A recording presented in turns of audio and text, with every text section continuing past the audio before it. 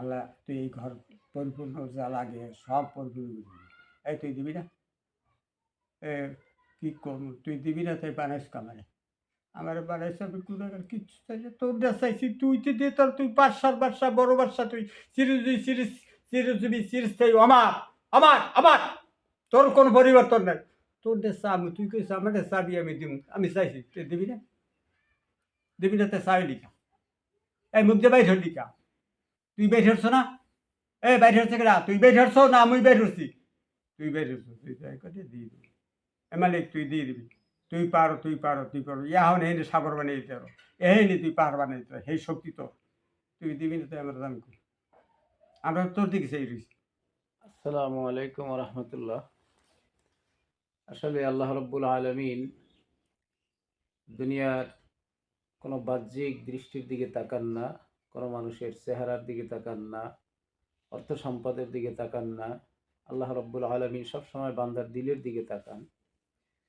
সেই হিসাবে আল্লাহ রব্বুল আলমিন কাকে কখন কি কারণে পছন্দ করেন সেটা আল্লাহ তালাই ভালো জানেন।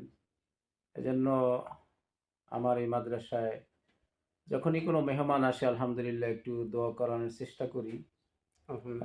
যেহেতু কার দোয়া কখন আল্লাহ রব্বুল আলমিন কিভাবে কবুল করেন তা তো বলা যায় না। আসলে দুনিয়ার সকল প্রতিষ্ঠানের যে মাদ্রাসা, মসজিদ, দ্বীনি প্রতিষ্ঠানগুলি হলো ব্যতিক্রম। এগুলি আল্লাহ রব্বুল আলমিন যদি কবুল না করেন তাহলে কখনোই এটি পরিচালনা করা বা পরিচালিত হওয়া সম্ভব না। এজন্য সর্বপ্রথম এই দ্বীনি প্রতিষ্ঠানের জন্য যেটা বেশি দরকার সেটি হলো কবুলিয়াত। যে আল্লাহ যদি কবুল করেন তাহলে অনেক কিছু হতে পারে। সেজন্য আর মেহমানদের তো অবশ্যই আল্লাহ রব্বুল আলমিন তাদের বরকত রাখছেন। বলা হয়েছে মেহমান এরকম নিয়ামত দিয়ে যান, মেহমানের উসিলায় সেটা প্রতিষ্ঠান হোক, ঘর হোক, মেহমানের উসিলা আল্লাহ তাআলা বরকত বাড়াইয়া দেন। কারণ মেহমান হলো আল্লাহ রব্বুল আলমিনের তরফ থেকে আসে,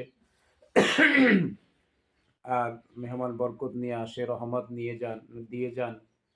এইভাবে করে আমার এক ভাই আলহামদুলিল্লাহ নাজিম আলী ভাই আমার, তিনি মাঝে মধ্যে ইনশাল্লাহ আমাকে গুনাহগারকে খুব মহব্বত করেন, সেজন্য আসেন মাঝে মধ্যে।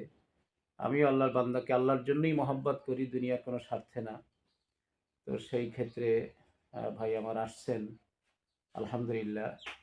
তিনি মাদ্রাসা সম্পর্কে একটু কথা বলবেন এবং দোয়া করবেন যে আসলে মাদ্রাসা যে করছি আপনি খুশি কিনা। ইনশাআল্লাহ আলহামদুলিল্লাহ আলহামদুলিল্লাহ আলহামদুলিল্লাহ। এখন মাদ্রাসার জন্য একটু দোয়া করবেন যেন আল্লাহ তাআলা এই মাদ্রাসা কবুল করেন ইনশাআল্লাহ। আলহামদুলিল্লাহ। একটু দোয়া করেন, হাতে আপনি দোয়া করবেন, আমি আমিন বলবো আল্লাহ ইনশাআল্লাহ। ওই নবীর মাদ্রাসা, ওই নবীর উসিলায় কবুল করে নেন, নবীর তোফালে কবুল করে নেন।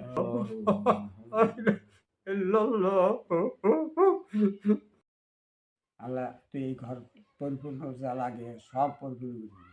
এই তুই দিবি না? এ কি করবো, তুই দিবি না তাই বানাইস কামারে। আমার বানাইস আমি কুড়াগার কিচ্ছু চাই না, তোর যা চাইছি তুই তো দে, তোর তুই বাদশার বাদশা বড় বাদশা, তুই চিরজীবী চিরজীবী চিরস্থায়ী আমার আমার আমার, তোর কোনো পরিবর্তন নাই। তোর দে চা আমি, তুই কইস আমার দে চাবি আমি দিব, আমি চাইছি তুই দিবি না? দিবি না তাই চাবি লিখা। এই মুখ দিয়ে বাইর হলি কা? তুই বের হচ্ছ না? এ বাইর হচ্ছে কেনা? তুই বের হচ্ছ না আমি বের হচ্ছি? তুই বের হচ্ছ, তুই তাই করে দিয়ে দিবি। এ মালিক তুই দিয়ে দিবি। তুই পারো তুই পারো তুই পারো, ইয়া হন এই সাগর বানিয়ে দিতে পারো, এই তুই পার বানিয়ে দিতে পারো, সেই শক্তি তোর। তুই দিবি না তাই আমরা দাম করি, আমরা তোর দিকে সেই রয়েছি। আমি তো চাই কি যে আল্লাহ মানুষের পরামর্শ নিয়ে মাদ্রাসা চালাবার নিয়ত করছি ইনশাআল্লাহ। আমি চাই যে হয়তো আজকে দুর্বল অবস্থায় আছে, জীর্ণ শীর্ণ ঘর বা পর্যাপ্ত ছাত্র নাই, শিক্ষক নাই, হ্যাঁ, এটা আল্লাহ তাআলা তো প্রথমত হয়তো পরীক্ষা করবেন। এরপরে আমি ওই জনপুরি হুজুরের কাছে জিগেই মাদ্রাসা শুরু করছি। এই যে জনপুরি হুজুর এখানকে আসে না, প্রায় আধা ঘন্টার মতো কথা বলি যে হুজুর কিভাবে কি পরিচালনা করবো। হুজুর কইছে যে ইনশাআল্লাহ শুরু করেন, প্রথম একটু কষ্ট হইবে, এরপর ইনশাআল্লাহ কষ্ট থাকবে না। আমি মনে করি এই কষ্টটা আল্লাহ দিয়ে এখন পরীক্ষা করতে আছে। এখন আল্লাহওয়ালা মানুষের, আপনারা যারা দিন ভালোবাসেন, আল্লাহকে মহব্বত করেন, এই মানুষের পরামর্শ নিয়েই আমি মাদ্রাসা পরিচালনা করতেছি। এখন আপনার ধারণায় বলেন যে কোন ধাঁচে কিভাবে পরিচালনা করলে ভালো হইবে ইনশাআল্লাহ? পেশ করেন। ফিসাবিলিল্লাহ, হুম, ফিসাবিলিল্লাহ আল্লাহর রাস্তায় করতেছি। হুম, এই যা করি মাবুদ, হুম। ফিসাবিলিল্লাহ আল্লাহর রাস্তায়